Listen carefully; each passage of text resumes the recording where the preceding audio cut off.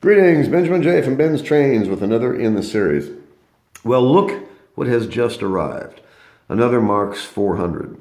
Now, I found this on eBay, as I do virtually every engine I buy. I got this for $5.50 and pulled it out of the box. It got here about 2 hours ago. Pulled it out of the box and the motor was frozen solid. So I just wanted to do a quick tip. When you get these things, this is a double reduction motor. And I buy these 400s just to get the motors out of them. You can get them cheap. This is exactly the same motor that's in the 666. Exactly. Double reduction motor. You can take it directly out of a 400 and put this motor in any other engine just by changing this front crossbar. It'll fit the Commodore Vanderbilt. It'll fit the 666. It'll fit the 999. It'll fit the Canadian Pacific. It'll fit every engine there is that Marx makes. It's the 400 is like the universal replacement motor.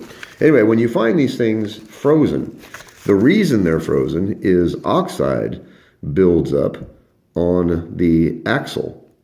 Now, this is the armature. Now, on the other end of the armature is the main gear.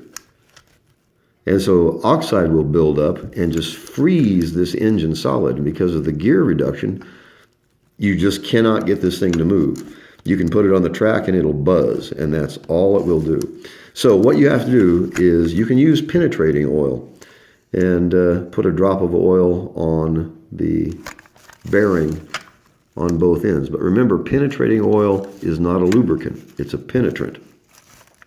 So what I use is 30 weight motor oil. I put a big drop right on the armature shaft bearing and on the main gear right there. There's the main drive gear. And you can put a drop of oil on the rear axle. That's all you can really reach unless you want to pull the motor out. Anyway, then once you've oiled it, let it set for a minute. Put both thumbs on the wheels and then just slowly rock this back and forth. And it'll just go snap. It'll break loose and it will spin freely. It's really that simple and it's really that fast. It only takes a minute. I haven't found one yet that was frozen that a few drops of oil and a couple of minutes fiddling with it would not break it loose and get it running. So I just got the motor running. I've done nothing to it except take it out, oil it. It still has the original light bulb in it. It didn't light. And when I had the motor out, I just screwed it in one full turn. It was just loose. So I'm going to put it on the track, take it around. Now, again, I haven't done anything to it except lubricate it. I haven't even cleaned the brushes yet. I've done nothing to it except get it broken loose and let it run. So it's pulling 12 Lionel cars. So this is a fairly heavy consist. The tankers weigh half a pound each.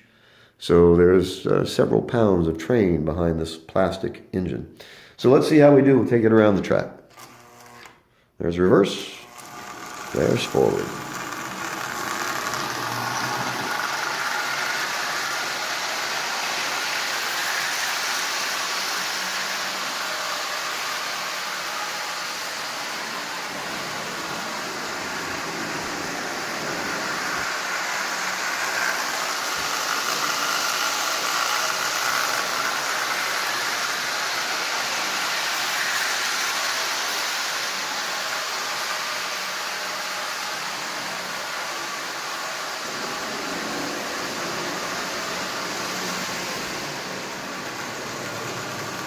So it's running really well.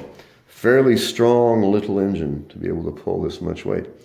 And a plastic bodied engine. In any case, what I do is I buy these, like I said, just to get the motors out of them. The 400 motor is a universal replacement. It'll fit any other Marx engine just by changing this front crossbar.